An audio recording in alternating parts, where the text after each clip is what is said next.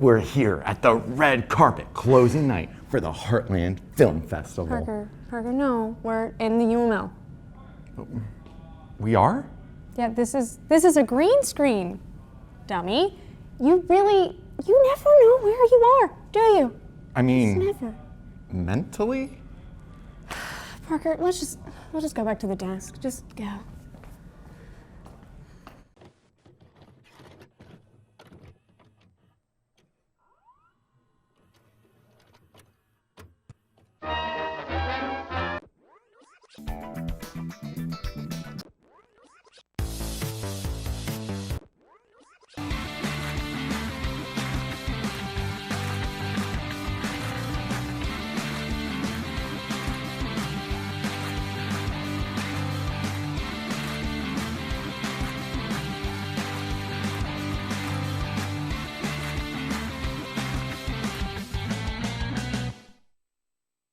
Hello, and welcome back to The Real Deal, Ball State's premier entertainment news show.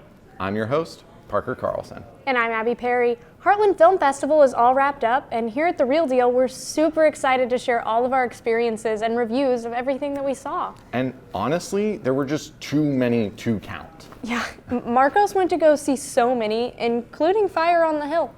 I heard that it was pretty lit. That was super insensitive. Do you even know what this film is about? Marcos, care to educate this incompetent host on Fire on the Hill? What do you think about when you hear the words South Central Los Angeles come up? Violence, street culture, gang wars? How about cowboys? Fire on the Hill is a documentary about black and brown cowboys in South Central Los Angeles. They use this way of life as an outlet from all the violence around them. There are no gangs, no colors, just a way for the youth to find something else besides the streets. The film follows the lives of a few of these cowboys and how they still seek meaning in being a cowboy in Los Angeles after a fire decimated the place where they grew to love the life. The documentary follows not only their struggles, but also their resolve to rebuild. This film is also a great showcase of what can happen to communities like this, where alternative outlets in the streets and to street life aren't as available or common. There's one scene in particular that is heart-wrenching to watch, but I don't want to elaborate anymore so you can go and see it for yourself. In addition to a great story, the film is shot beautifully. It really helps to envision yourself going along this journey with the characters. It also has a killer soundtrack, largely made by one of the characters of focus in the film. If for nothing else, see this film for a score that absolutely slaps. I think that this film will definitely hit a chord with documentary fans, particularly if they are minorities, as the film touches on topics that we often struggle with and shows an underdog story that is truly inspiring. When I went to see the film, I found myself applauding at certain points because the story moved me that much. And when the screening was over, there was a standing ovation from the crowd that saw it with me. I would keep your eye out for this film because it really is just that damn good. Overall, I would say that Fire on the Hill is a storytelling masterpiece. Everything about it is just right, and I'm personally giving it a score of 11 out of 10. Seriously, go see it. I'm Marcos Carranza, and I'll catch you guys later. Thank you, Marcos. Now I'm educated, Abby. All right, I'm so cultured that I'm going to watch a documentary for the first time. Are you telling me it took until Marcos's review on this film for you to watch a documentary? That's honestly so sad, Parker. I expected more from you. Ken Burns expected more from you. I can imagine you disappointing me because, well, let's be honest, you do it all the time. But disappointing Ken Burns? This is a new low, even for you. Well, gosh, diddly darn it. Parker, let's keep it serious. No old-timer jokes. People don't say gosh diddly darn anymore? No, Parker, no. I really don't. I guess you can just say I'm not hip with the kids with these days.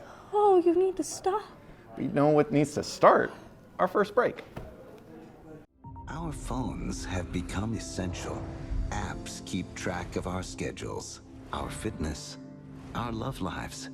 But what if an app could tell you how long? I got 63 years. 57 years. Before you die. Would you want to know?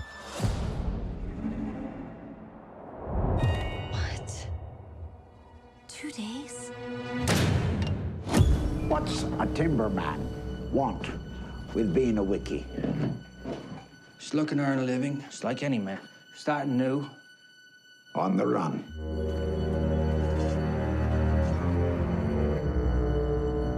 Keeping secrets, are you? No, sir. Why don't you spill your beans?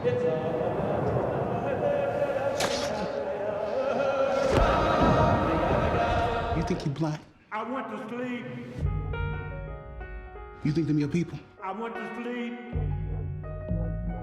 Well, they're not. Anticipating. We are. I'm dreaming. Don't you ever forget that.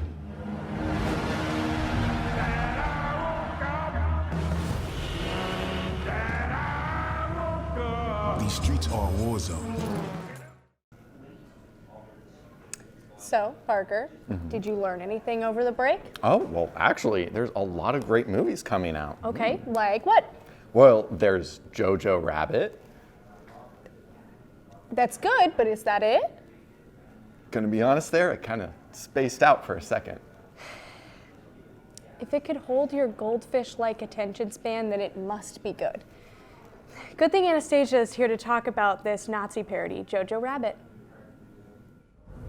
I've briefly spoken about Jojo Rabbit before in regards to the Toronto Film Festival, but this time, thanks to Heartland, I can talk about it in my own words.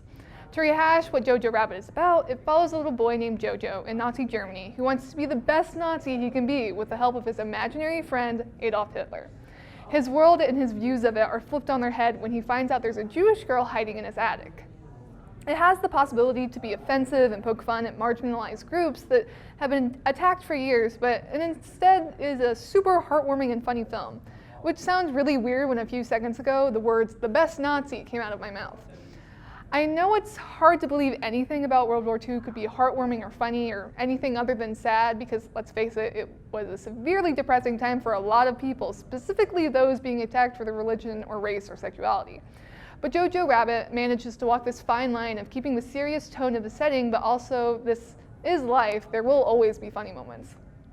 A strength the film has is that even though there are a lot of really funny, silly things that happen, you never forget where the movie takes place. There are buildings covered in swastikas and the bodies of those who betrayed Germany on public display, but we don't focus on those things unless the story wants you to focus on them, and that makes it easy to understand how people lived their lives during this time. That you just live and hope that you can always keep living as well as you possibly can.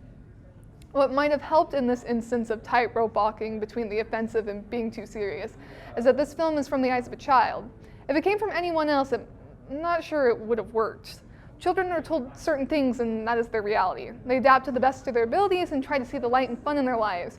And the combination of Taika Waititi's writing and directing along with the amazing performance by Roman Griffin Davis as Jojo makes the movie. There's an excellent understanding of how kids deal with life that could have easily been screwed up if Davis wasn't as compelling of an actor or Waititi tried to make Jojo too mature or immature for his age. And since I mentioned it, Roman Griffin Davis isn't the only one who is just amazing in this movie either. Pretty much everyone in this movie is great. Jojo Rabbit has a star-studded cast featuring Scarlett Johansson, Sam Rockwell, Stephen Merchant, Alfie Allen, Rebel Wilson, Thomasin McKenzie, and even Taika Waititi himself. But the people who really stole the show for me were, of course, Davis, but also Thomasin McKenzie, who played Elsa, the Jewish girl hiding in the attic, and Scarlett Johansson, who plays Jojo's mother, Rosie.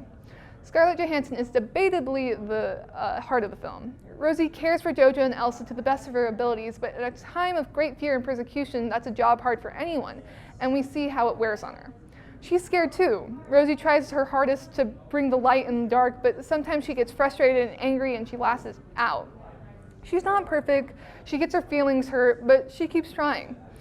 Mackenzie's Elsa is a little different. All that hurt she feels, she turns into anger, which is pretty understandable seeing as she's hiding in the walls of a house with death looming over her constantly. She's defensive and hard to figure out, but the more time you spend with her and with Jojo, the more she comes out of her shell, though the jaded, furious part of her just remains below the surface. If any of these characters were played by anyone else, I don't know if the film would have felt the same or worked quite the way it did. Jojo Rabbit is hard to put in a box and say this is what it is and that is it. And I think that's what's best. In a political and social climate where hate is so often spewed, we need pieces of art that help us understand what it means to love and accept others and how we can avoid repeating the mistakes of the ones who came before us. Taika Waititi sought out to make a movie that was anti-hate satire in a world where prejudice and hate crimes are still very prevalent, and Jojo Rabbit definitely hits that mark.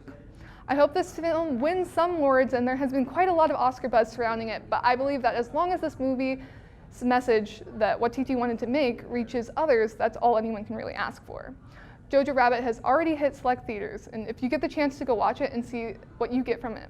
That's it for me. I'm Anastasia Scott. Thanks, Anastasia, but you're telling me that it's not about a rabbit named Jojo? It's about Nazis? I hate to break it to you, bud, but yeah. Here I thought it was going to be about one of those puppets from the neighborhood of make-believe. Okay, well, I'm glad to break this to you. Nate is here to talk about the neighborhood of make-believe, so. Really?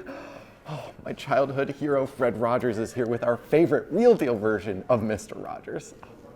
Which is Nate. He's getting ready to talk about his review of Beautiful Day in the Neighborhood. Fred Rogers is one of the most admirable and beloved men in television. You'd be hard-pressed to find someone who doesn't like him, unless you're a cold-hearted cynic who feels nothing and wants nothing out of life. I remember watching Mr. Rogers' Neighborhood as a kid, but I can't say I was obsessed with the show like some were. I liked it. It kept me entertained, but I was more of a Sesame Street Blues Clues kind of guy. It wasn't until last year when I saw Morgan Neville's documentary, Won't You Be My Neighbor, in the theater. It was one of the most touching and optimistic and universal films I have ever seen. It was one of the only movies that I immediately walked out of that made me want to be a better person. I soon grew a huge admiration and respect for Rogers. That admiration grew into a love for Rogers, not just for his show, but also for who he was as a person. And I looked to him as one of my biggest heroes. With A Beautiful Day in the Neighborhood, I was a tad bit cautious. Tom Hanks is one of my favorite actors, but I wasn't quite sure if he or really any actor could pull off playing a figure such as Fred Rogers. Though after walking out of A Beautiful Day in the Neighborhood, I can say with full confidence that this truly is a beautiful movie.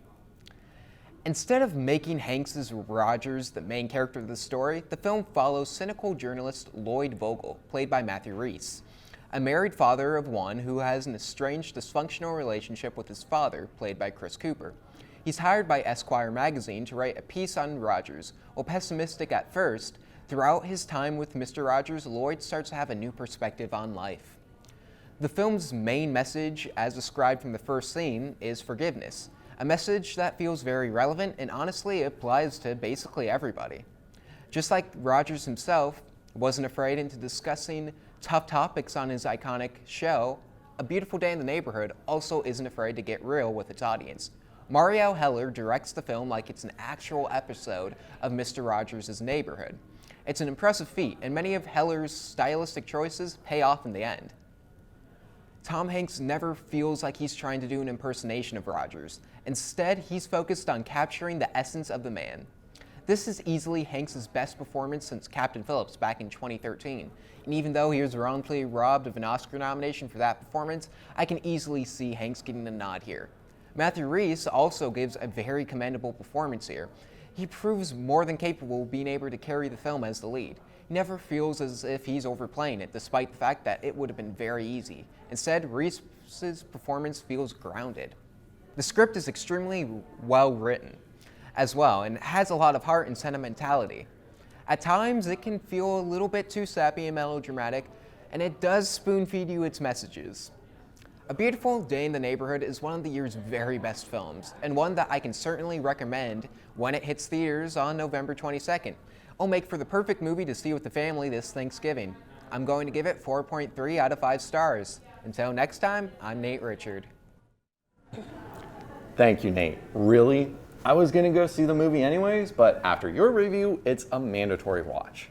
Such a heartfelt movie about wholesome people just making the world a better place. Couldn't have said it better myself. Abby, won't you be my friend? You're such a parasite sometimes. What? You won't be my friend? Matthew's just dying to talk about this stellar Korean horror film, Parasite. Matt? I was able to see quite a bit of my most anticipated movies of the year, but none had me more excited than Parasite. Director Bong Joon-ho's newest film has been garnering some of the craziest hype and critical praise I've seen in a long time. It's also been shrouded in complete secrecy, with warnings of spoiler alerts coming from those who had seen the film. On that note, I decided to go in completely blind. I avoided the trailer and all articles, and I was just ready to experience whatever Joon-ho had in store for me.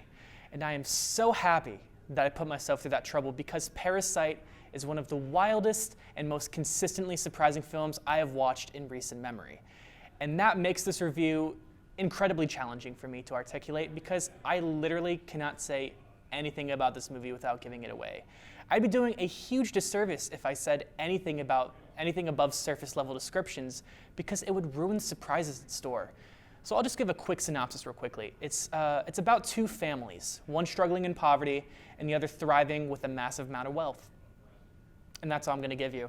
Just believe me when I say that Joon-ho has crafted something entirely original. His script takes all of the usual genre conventions and either throws them out of the window, or even more nefarious, turns them against you so you have literally no idea how the next scene is going to go. This is such a huge risk, mixing and molding all of these ideas together into one film, because it could turn out disastrous or messy.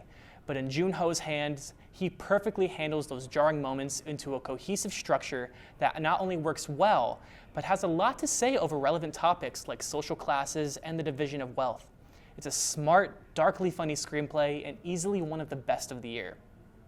The craft behind the camera is immaculate, but so is everything on screen. The sets and production design are all unique and fantastic, and really showcases the social classes between family better than words ever could. The cast all do stellar work, most notably frequent Joon-ho's collaborator Song Kang-ho as the father, who is the film's secret weapon. It's also shot beautifully and has a great score throughout. These components propel an already wonderful script to the highest possible form it can be. Now, I'll be honestly surprised if there's any other film this year that is better than Parasite. It has earned every single ounce of praise that has come its way. I can see this being a huge player at this year's Academy Awards. It's no doubt a frontrunner for Best Foreign Film, but I wouldn't be surprised if it's squeezed into the Best Director, Original Screenplay, and even Best Picture categories. For me, Parasite is easily a 5 out of 5. If Parasite is opening near you, please don't read anything in advance and prepare for a mind-blowing experience. I'm Matthew Simmons, and thanks for watching.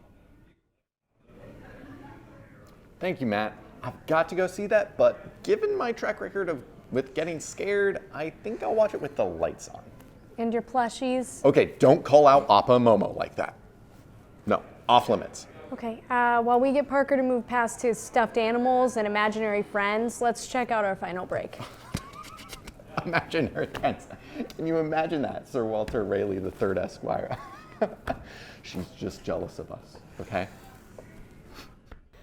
I was a film programming intern at Heartland over the summer, meaning I got to watch a pretty good amount of the film submitted to Heartland early. 5B was one of the documentaries that was on my radar, but I didn't get around to watching during the summer. So I figured now would be the perfect opportunity to watch it. And I'm so glad I was able to see this, because 5B is one of the most beautiful films I've seen recently. 5B tells the heart-wrenching stories of the lives of the nurses, doctors, and patients of the very first AIDS ward in the United States. And I was immediately taken with the people, their lives, and the work they chose to dedicate their lives to. Hearing the stories about how AIDS patients were denied care by caretakers, a group of nurses at San Francisco General Hospital opened up a ward just for AIDS patients and offered them a kindness they couldn't find anywhere else. In 1983, AIDS was a death sentence, so instead of trying to cure them, they offered them human contact and care. And they did this in front of a society that thought if you breathed around people with AIDS, you would die, and they fought against that. Each story was personal and heartbreaking, and granted, it's very easy to make me cry, but it felt like I was crying the entire time. Anyway, they don't just tell stories of death, they tell stories of survival too. Steve Williams, a man who was diagnosed with HIV, got a second chance at life with his partner and his family.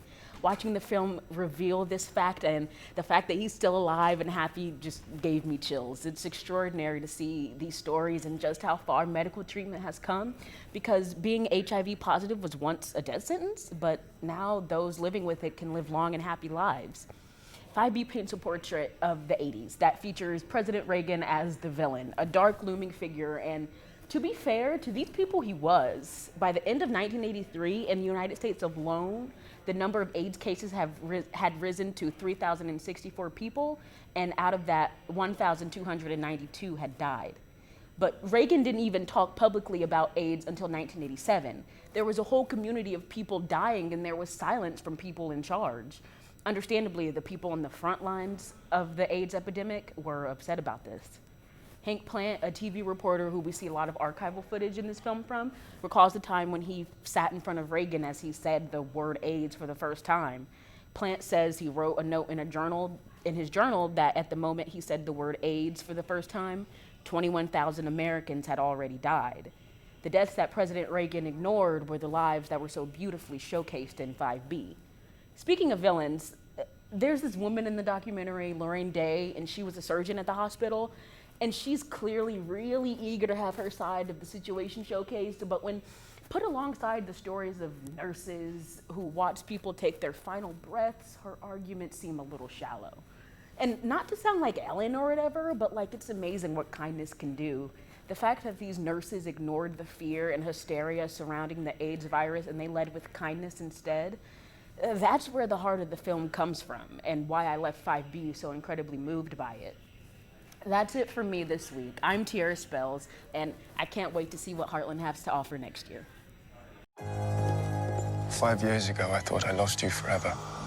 There is no curse that could ever tear me away from you. Will you marry me? Yes.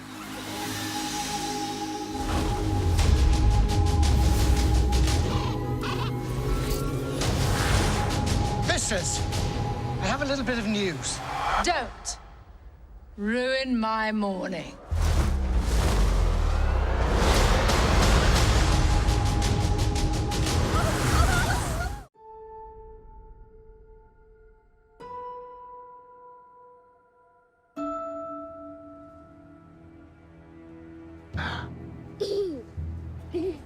Can you please stop bothering my kid? Sorry. Arthur, I have some bad news for you.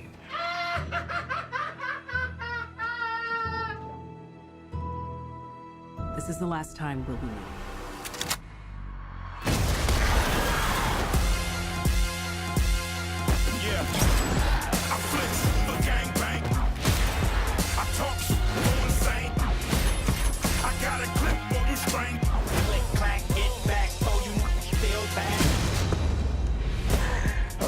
Hey, Possum, eh? Sorry, just you in that chair. I think I would have made a damn fine president. You would have brought a real dignity to the office. You're welcome, America. The Heartland Film Festival brings new, innovative films to screens when people have never heard of them before. Take Olympic Dreams, for example. I've never heard of it until Abby here brought it to my attention. I'm glad that you did, because Olympic Dreams was a wonderful movie that took advantage of something that I've never heard before. Filming an entire film at the Olympics. Set in Pyeongchang 2018 Winter Olympics, the Olympic Dreams is a rom-com following cross-country skier Penelope as she grows her relationship with a volunteer dentist, Ezra. Not only is it amazing that they managed to get access to film at the Olympics, but every actor, besides one of the stars, Nick Kroll, is a competing athlete themselves. That's an incredible amount of dedication to be focusing on while you're acting, while you're also performing in the field. Here's the crazy part, to me at least. Alongside this immersive casting, the only crew to shoot the film was one person, the director, Jeremy Chiker. Throughout the movie, at points I was ready to complain about the close-ups that stayed a little too long for my taste or shots that were too unsteady. But knowing that this entire film is a prime example in extreme guerrilla filmmaking, I completely understand. Besides those few things, I was engrossed in what the themes of the movie were exploring. Olympic Dreams shows an incredibly refreshing look at high-level athletics. Not that I particularly watch a lot of sports movies, but from my perspective, Penelope, played by actress Alexi Papas, is completely alone when she comes to Pyeongchang. Throughout the entire film, she comes across as extremely socially awkward and introverted, which isn't what people expect when they think of Olympic athletes. Along with that, Olympic Dreams explores what it's like for an athlete to train their entire lives for these games, only to come so far and not win anything. It's the unglamorous reality that happens to hundreds of athletes, but hardly ever gets talked about. I thought this is where the movie really shined, but it was only sprinkled in between the moments of the actual romance part of this rom-com. The film follows a kind of predictable romance plot where the two stars repeatedly bump into each other until their romance blooms. But they did change a couple things up for a bit. First, I loved how awkward both of the characters felt with each other. It seemed like an actual relationship building up, instead of these larger-than-life actors portraying perfect human beings that we normally see. For example, Nick Kroll does an excellent job at being the uncomfortable dentist we've all experienced. Then, through all of the Olympic Dreams, the actual romance seems a little different. Instead of this unstoppable love between Penelope and Ezra, it focuses more on what it's like to be inspired by all the dedication surrounding them at the Olympics. At one point in the film, Ezra even says this exact thing, telling Penelope that she inspires him to take more risks with his life. Everything that Olympic Dreams does is new and unique. It's adorable, charming, and amazing what such a small team can do when making a film like this. If I had to rate it, I'd give it a 4 out of 5. But that said, I genuinely think that everybody needs to see Olympic Dreams for themselves. I can't wait to check it out. I'm so happy you got to go see it. I love Nick Kroll. I had the pleasure of seeing Standing Up, Falling Down at the Heartland Film Festival. I say it was a pleasure because this movie was absolutely amazing. The movie follows a struggling comedian played by Ben Schwartz and his journey in returning home after failing as a comedian in Los Angeles. He's discouraged and he has no desire to find a new career. He has to face his ex-girlfriend and he has to readjust to living with his parents in his 30s and not having much privacy. He meets someone one night at a bar whom he later finds out is his dermatologist, and this man, played by Billy Crystal, becomes a huge part of his life. Crystal's character has lost his family and he has turned to alcohol to help him cope. The two struggle together and they learn from each other along the way. The movie was hilarious. Now, I knew there would be some comedy, given that it was about a comedian, but I didn't expect it to be as funny as it was. And it wasn't just the normal witty humor either. It was an incredibly awkward humor, the kind that everyone can secretly relate to and that's why they laugh. That was another thing that gave it the edge that it had, relatability. The main character is going through something that all young adults go through. He's lost on what he wants to do, he is confused about what comes next, he's struggling with love, he's struggling to let go of his dreams, he's getting mad that all of his friends are starting families, etc., etc. Even the jokes about moving back home were relatable. He spends half of the movie being annoyed with his mom, but he spends the other half asking her for cookies or to do things for him. The older man he befriends is going through something every older adult faces at least once: regret. Almost the entire movie is spent unpacking what regret can do to a person. These relatable qualities brought strong emotion to the movie. Even though I mostly laughed, I also got a little choked up at a few parts that I don't want to give away. I was deeply touched by several moments shared by the characters, and I love when movies make me feel extremely happy and extremely sad all at the same time. On top of everything, it told a really powerful story. The two heal each other in ways that they would have never thought they even needed.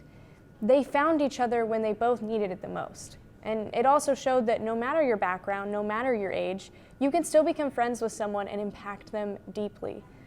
Now, I don't like using scales when I review, but I think this movie deserves it all. 5 out of 5, A+, 5 stars, 2 thumbs up. Whatever the scale is, this movie exceeded it. When you get the chance, I strongly recommend giving this movie a watch. Wow. All in all, like we said, tons of great films this year. And Indeed. that concludes our Heartland Film Festival special. If you want more from us here at The Real Deal, check out our Facebook, Twitter, and website for all things entertainment. I'm your host, Abby Perry. And I'm Parker Carlson. See you next time on The Real Deal.